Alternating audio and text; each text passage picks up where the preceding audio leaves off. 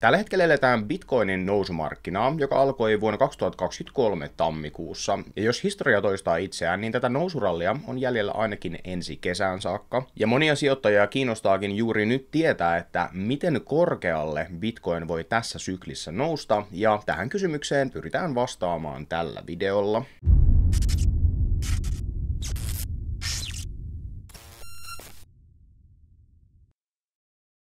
Tervetuloa Bitcoin-keskuksen kanavalle. Ennen kuin me lähdetään pohtimaan, että millaisiin lukemiin Bitcoin voisi tässä härkämarkkinassa nousta, niin tähän alkuun disclaimer. Bitcoin-keskuksen nettisivuilla tai täällä YouTubessa ei jaeta sijoitusvinkkejä, mä en ole kenenkään sijoitusneuvoja, eli jos te lähdette tekemään sijoituksia, niin muistakaa tehdä ne sijoituspäätökset aina täysin itse. Mutta ennen kuin me voidaan arvioida tätä Bitcoinin kurssihuippua, niin meidän täytyy asettaa tälle arviolle jonkinlaiset raamit. Bitcoin nimittäin tekee uusia kurssiennätyksiä jatkuvasti, joten mistä huipusta nyt tarkalleen ottaen sit puhutaan. No yritetään tällä videolla analysoida Bitcoinin huippua tämän käynnissä olevan noususyklin päätteeksi. Nimittäin Bitcoinin kurssi on historiallisesti liikkunut noin 4 vuoden mittaisissa sykleissä, ja joka 4. vuosi nähdään raju kurssiromahdus, jota sit on seurannut aina 3 positiivista vuotta. Aiemmin nämä syklit laitettiin Bitcoin halvingien piikkiin, ja Bitcoinin ajateltiin virheellisesti liikkuvan erillään muusta markkinasta, mutta nykyisin ymmärretään, että Bitcoinia ja muita riskiassetteja ohjaa globaalit likviditeettisyklit. Bitcoin kuuluu sijoittajien näkökulmasta suurin piirtein samaan kategoriaan teknologiaosakkeiden kanssa. Ja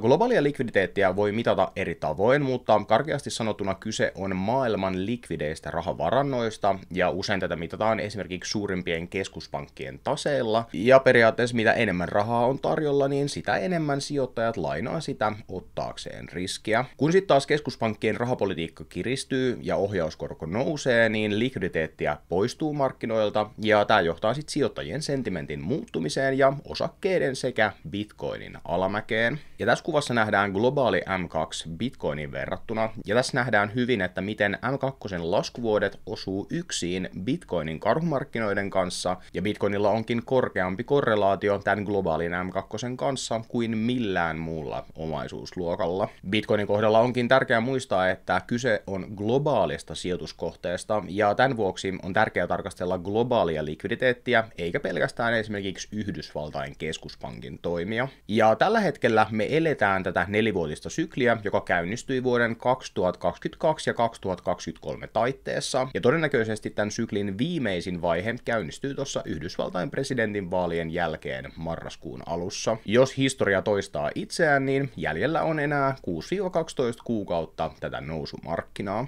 Ja nyt kun ymmärretään hieman, että miten Bitcoin on historiassa käyttäytynyt, niin tätä Bitcoinin syklin kurssihuippua voidaan arvioida erilaisten skenaarioiden kautta. Bitcoin-keskus lähtee siitä, että me odotetaan historian suurin piirtein toistavan itseään, kunnes tulee markkinoilta jotain vahvoja todisteita muusta. Ja tämä onkin niin sanottu base case, eli siis todennäköisin skenaario. Mutta maailma kuitenkin muuttuu jatkuvasti, ja Bitcoin on tänään tosi erilainen sijoituskohde kuin se oli esimerkiksi 4 tai 8 vuoden takaisissa sykleissä. Nyt mukana on jo valtiotason pelureita, ETF-rahastoja ja miljoonia uusia Bitcoin-holdaajia. Ja sen takia sijoittajan kannattaakin pohtia myös vaihtoehtoisia skenaarioita. Ja on hyvä muistaa, että mikään ei pakota Bitcoinia toistamaan historiallisten syklien kehitystä. Tämä käynnissä oleva sykli voi päättyä huomenna tai jatkua myös vuosia pidempään kuin aiemmat syklit. Mutta lähdetään nyt ensin tähän karhuskenaariosta. Ja tässä karhuskenaariossa tämä käynnissä oleva noususykli päättyy ennenaikaisesti, esimerkiksi jo vuoden 2025 ensimmäisinä kuukausina, ja triggeri tälle laskumarkkinan alkamiselle voisi olla esimerkiksi geopoliittinen kriisi, Yhdysvaltojen velkakriisi, globaali taantuma tai muu tämmöinen vastaava tekijä. Maailmasta ei nimittäin koskaan puutu riskitekijöitä, ja tämän vuoksi tuollaisia romahdusta jatkuvasti ennustavia analyytikoita kutsutaan makroaiheisiin podcasteihin haastateltavaksi jatkuvalla syötöllä. Markkinoilta voi aina löytää signaaleja, joiden perusteella romahdusta voi ennustaa. Osakemarkkinat on aivan liian kalliit ja jossain päin maailmaa on aina sota, ja myös Yhdysvaltain velkakriisillä on peloteltu jo yli 40 vuotta. Mutta välillä nämä riskit kuitenkin realisoituvat, ja näin voi käydä myös 2025 vuoden alussa. Jos tämä noususykli loppuisi ennenaikaisesti ja markkina lähtisi pian laskuun, niin Bitcoinin huippu jäisi todennäköisesti tonne 110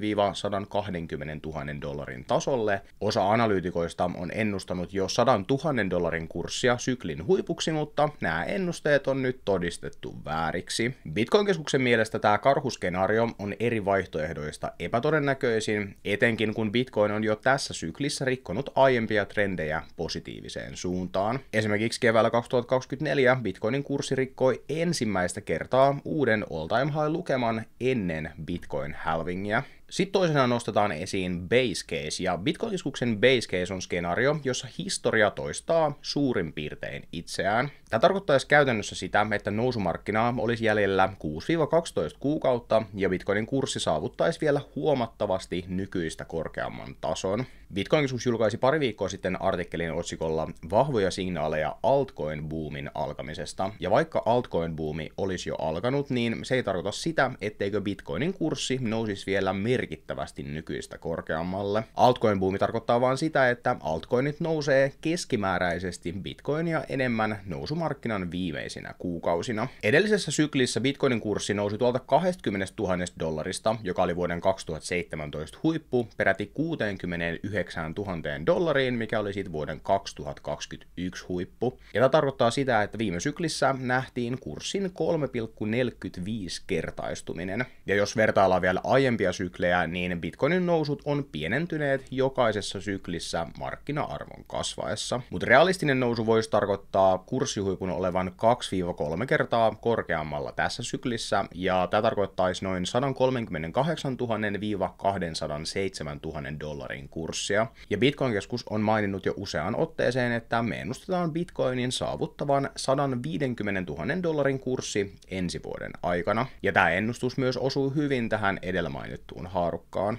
Ja tämä NS base case on todennäköisin vaihtoehto. Isossa kuvassa tämä sykli on toistaiseksi edennyt suurin piirtein historiallisten syklien tahtiin, ja näin ollen Bitcoin-keskus pitää kiinni tästä näkemyksestä, kunnes sieltä markkinoilta saadaan jotain todella poikkeuksellista informaatiota. Ja sen ei välttämättä tarvitse olla huonoa informaatiota, nimittäin seuraavaksi käydään lävitse vielä härkäinen skenaario. Ja tämmöinen NS-härkäinen skenaario tapahtuu todennäköisesti siinä tapauksessa, jos Bitcoinista tulee Yhdysvaltain johdolla valtioiden reservivaluutta. Nimittäin Donald Trumpin vaalivoiton jälkeen on kuultu paljon huhuja siitä, että Trump käynnistäisi nopealla aikataululla Bitcoin-reservin muodostamisen. Mutta tässä skenaariossa on kuitenkin paljon kysymysmerkkejä. Lopettaako Trump Yhdysvaltojen hallussa olevien bitcoinien myymisen, vai aloittaako Yhdysvallat jopa bitcoinien osto-ohjelman? Kenellä on valtuus tehdä tällainen päätös, ja mitkä olisi tämän päätöksen globaalit vaikutukset valtiotasolla? Ja paljon viime aikoina otsikoissa ollut MicroStrategy tekee myös jo jatkuvasti valtavia bitcoin-hankintoja. Michael Saylorin perustama yhtiö on nyt hankkinut jo yli